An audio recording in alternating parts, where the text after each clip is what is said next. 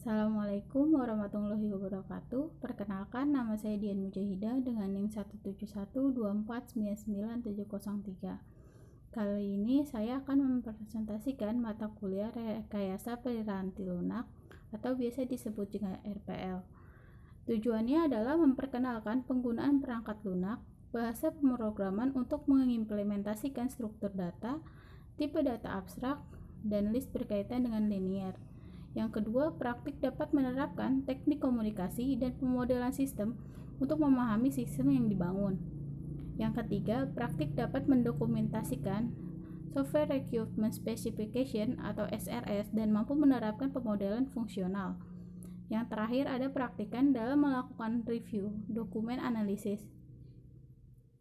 Analisis kebutuhan perangkat lunak bertujuan untuk menggali kebutuhan-kebutuhan requirement yang harus dipenuhi oleh software yang akan dibuat untuk memperoleh fungsi dan kelakuan software. Pada fase ini, user akan memformulasikan ulang fungsi dan ujung kerja yang diinginkan dengan lebih detail. Sedangkan bagi pengembang atau analisis yang bertindak sebagai interrogator, konsultan dan pemecahan masalah, analisis kebutuhan ini adalah pekerjaan rekayasa perangkat lunak yang menjembatani antara level specification sistem dengan perancangan perangkat lunak. Analisis kebutuhan dibagi menjadi 5 bagian, yaitu pengenalan masalah, evaluasi sintesa, pemodelan, spesifikasi, dan peninjauan ulang atau review. Prinsip-prinsip analisis, domain fungsi dari masalah yang harus ditunjukkan. Yang kedua, fungsi yang akan dilaksanakan oleh perangkat lunak harus terdefinisi. Yang ketiga, kesalahan dari perangkat lunak harus ditunjukkan. Keempat, model menggambarkan informasi, fungsi, dan kelakuan harus dibagi-bagi menjadi beberapa bagian tingkat untuk mendapatkan informasi yang lebih detail. Yang terakhir, proses analisis hendaknya memindahkan dari informasi yang penting ke arah yang terperinci. Selanjutnya ada prinsip analisis. Yang pertama, daerah informasi dari masalah yang harus dimengerti. Yang kedua, fungsi yang harus dilakukan oleh software harus terdefinisi. Yang ketiga, kelakuan software sebagai akibat dari pengaruh luar terwakili atau ditampilkan. Yang keempat, membuat pemodelan yang menggambarkan informasi, fungsi, dan kelakuan software. Yang terakhir, proses analisis harus mengubah informasi yang diperoleh menjadi informasi yang dirancang untuk diimplementasikan. Selanjutnya, pemodelan dalam analisis terstruktur. Pemodelan sistem ini menggunakan metode data flow oriented dengan tools data flow diagram atau DFD. Adalah suatu teknik penggambaran atau pemodelan yang menggunakan notasi-notasi grafik menunjukkan aliran informasi dan perubahan yang diterapkan sebagai perubahan atau perpindahan dari masukan input menjadi keluaran yaitu output. Peralatan pemodelan yang mengizinkan kita untuk menggambarkan sistem sebagai satu tujuan, proses-proses yang dihubungkan dengan baris data dan tangki penyimpanan. Selanjutnya ada DFD level. DFD level atau digambarkan dalam diagram konteks, dan level N, huruf yang menggambarkan level dan proses di setiap lingkaran diagram konteks. Diagram N ada 2, yaitu DFD logistik dan DFD fisik. Selanjutnya ada notasi DFD pada tabel di samping. Aturan-aturan pembuatan DFD. Yang pertama, suatu proses harus menghasilkan output. Yang kedua, store hanya muncul di DFD, tidak boleh di data konteks diagram atau DCD. Yang ketiga, aliran data flow tidak boleh dari store penyimpanan data ke store lain. Yang keempat, jumlah aliran data masuk dan data keluar harus konsisten. Yang kelima, hindari proses yang hanya mempunyai aliran masuk atau data keluar. Yang keenam, hati-hati terhadap store yang hanya mempunyai aliran data masuk atau data keluar. Yang ketujuh, hati-hati aliran data tidak diberi nama aliran dengan kata benda. Yang kedelapan, hindari proses yang diberi nama. Beri nama proses dengan kalimat sederhana yang menunjukkan apa yang akan diproses. Sebaiknya, selain nama, suatu proses juga diberi nomor. Selanjutnya ada panduan untuk membuat DFD. Yang pertama, pilih nama yang bermakna untuk proses, store, dan aliran data. Yang kedua, berikan penomoran untuk setiap proses yang ada. Yang ketiga, hindari penggambaran DFD yang rumit, dapat diatasi dengan menggunakan pelabelan. Yang keempat, gambar beberapa kali untuk mendapatkan hasil yang enak untuk dilihat. Yang kelima yakni bahwa DFD konsisten secara internal. Yang selanjutnya ada tentang pelabelan DFD. Yang pertama, bagaimana Anda tahu berapa banyak level yang harus dimiliki DFD? Yaitu tergantung pada jumlah proses, berapa banyak proses yang optimal pada suatu level DFD. Yang kedua, apakah setiap bagian sistem harus dirinci sama banyak? Yaitu tergantung proses yang dibuat rincian lebih lanjut. Yang ketiga, bagaimana Anda menunjukkan level-level DFD ini ke user? Yaitu tergantung user yang dibutuhkan dalam DFD. Yang keempat, bagaimana menggambarkan store pada berbagai level? Yaitu tergantung simbol store yang digunakan dan tergantung jumlah store yang digunakan untuk suatu proses. Yang kelima, bagaimana penyimpanan DFD konsisten dengan yang lain, yaitu jumlah data yang masuk dan data keluar harus sama dengan DFD lain. Selanjutnya ada pemodelan UML.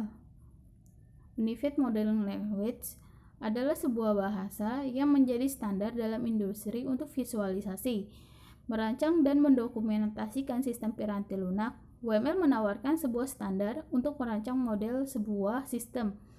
Dengan menggunakan UML, kita dapat membuat metode untuk semua jenis aplikasi piranti lunak, di mana aplikasi tersebut dapat berjalan pada piranti keras, sistem operasi dan jaringan apapun, serta ditulis dalam bahasa pemrograman apapun. Tetapi karena UML juga menggunakan kelas dan operasional dalam konsep dasarnya, maka ia lebih cocok untuk penulisan piranti lunak dalam bahasa-bahasa berorientasi objek seperti C++, Java, dan VB.NET. Walau demikian, UML dapat digunakan untuk modeling aplikasi prosedur VB atau C. Seperti bahasa lain, UML mendefinisikan notasi dan sintak atau sistematik. Notasi UML merupakan sekumpulan bentuk khusus untuk menggambarkan diagram piranti lunak. Dimulai pada bulan Oktober 1994, Boch, Rumbax, dan Jacobus yang merupakan tiga tokoh yang dikatakan metodologinya paling banyak digunakan untuk melopori usaha penyatuan metode pendesain berorientasi objek. Pada tahun 1995, dirilis draft pertama dari UML versi 0.8, dan sejak tahun 1996 pengembangan tersebut dikoordinasikan oleh Object Management Group atau OMG. Tahun 1997, UML versi 1.1 muncul pada saat versi terbaru adalah versi 1.5 yang dirilis pada Maret 2003. Boch, Rumbax, dan Jacobus menyusun 3 serial tentang UML pada tahun 1999. Sejak saat itulah UML menjelma menjadi standar bahasa pemodelan untuk aplikasi berorientasi objek.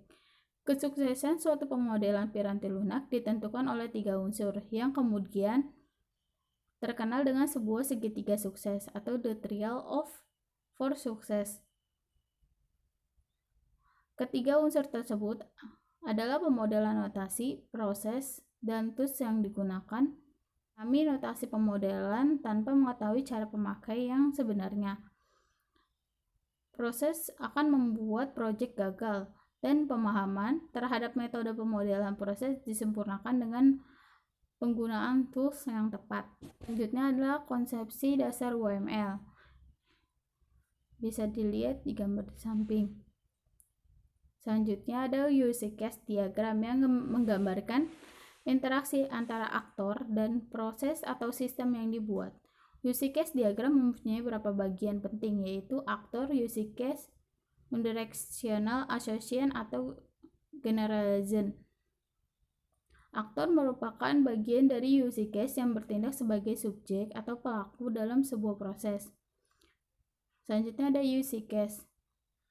Use case adalah proses-proses yang terjadi dalam suatu software Use case juga menggambarkan apa yang sedang dilakukan oleh seorang aktor.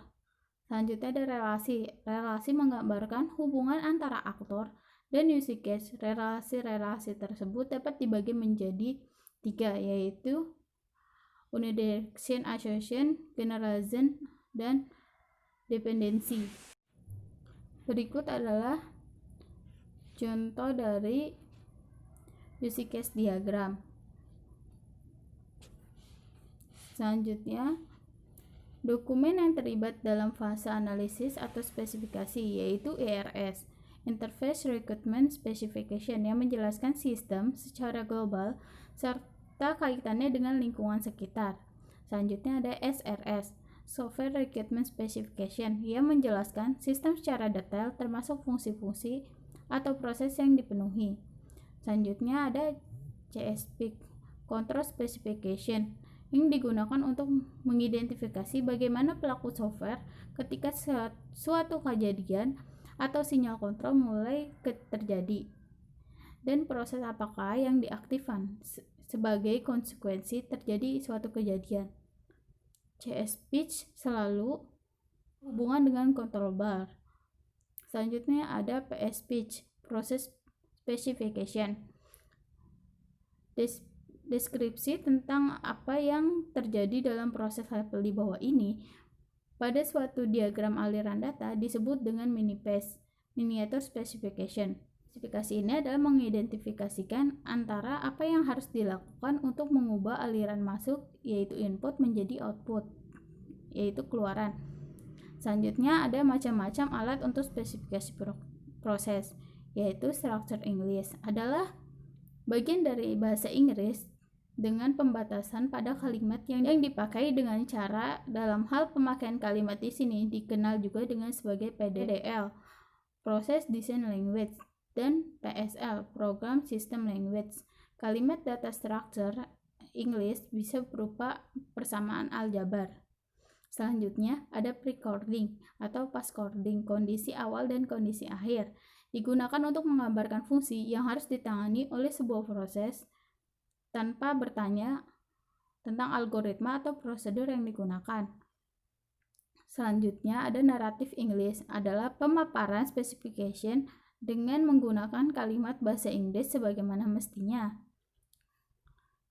Yang kedua, ada pertimbangan penggunaan alat untuk memproses specification, yaitu spesifikasi proses dalam bentuk yang bisa diperiksa oleh user dan analisis sistem. Yang kedua, spesifikasi proses harus dalam bentuk membuat komunikasi yang efektif bagi orang yang terlibat. Selanjutnya ada kamus data atau data dictionary. Kamus data, daftar terorganisir dari semua elemen data ada pada suatu sistem yang didefinisikan secara tepat dan jelas, sehingga user dan analisis bisa mendapatkan kesempatan dari input, output, dan komponen dari penyimpanan dan kalkulasi intermedia yang ada. Kamus data berdasarkan aliran yang ada di DFD atau Data Flow Diagram. Aliran data DFD bersifat adalah global, hanya ditunjukkan nama arus datanya. Keterangan lebih lanjut tentang struktur suatu DFD secara terrinci dapat dilihat di kamus data. Kamus data mendefinisikan elemen data dan dengan fungsi sebagai berikut. Yang pertama, menjelaskan arti aliran data dan penyimpanan dalam DFD, mendefinisikan komposisi paket yang bergerak melalui aliran. Misalnya, alamat diuraikan menjadi kota, kode pos, provinsi, dan negara. Yang ketiga, mendefinisikan komposisi penyimpanan data. Yang keempat, menspesifikasikan nilai suatu proses yang relevan bagi penyimpanan data aliran. Yang kelima, mendeskripsikan hubungan detail antara penyimpanan akan menjadi titik perhatian dalam entity resolution diagram. Selanjutnya ada notasi kamus yang digunakan dalam analisis sistem, yaitu pemodelan kelakuan atau behavior model. Selanjutnya ada diagram dengan menggunakan CS pitch dalam dua cara. Yang pertama itu proses activation table atau PAT. adalah tabel menggambarkan kapan suatu proses diaktifkan dan oleh kontur apa pengaktifan tersebut terjadi. Selanjutnya ada statement trending diagram atau STD, adalah merupakan spesifikasi sekuensi terurut yang kelakuan dari suatu sistem. STD digambarkan dengan notasi tanda kotak yang menunjukkan keadaan sistem dan panah yang ditunjukkan transisi keadaan.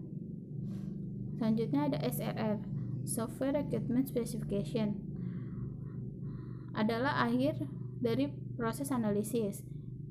Fungsi dan kinerja yang harus dipenuhi sebagai bagian dari rekayasa sistem diterapkan dengan deskripsi yang lengkap, baik deskripsi fungsional dan behavior.